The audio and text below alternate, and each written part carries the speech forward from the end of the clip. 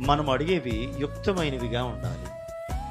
మన మనవులు దేవుని చేత అంగీకరించబడే యోగ్యమైనవి ఉండాలి. అది విషయం.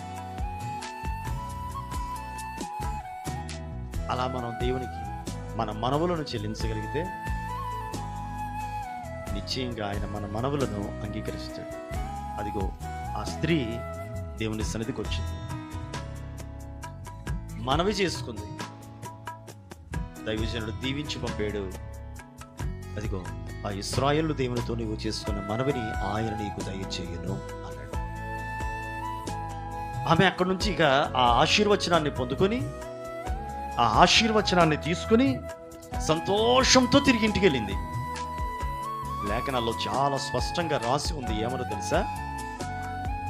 తర్వాత ఆ స్త్రీ వెళ్ళిపోయింది, భోజనం చేయొచ్చు, నాట నుండి దుఃఖముఖిగా ఉండుట మానేను.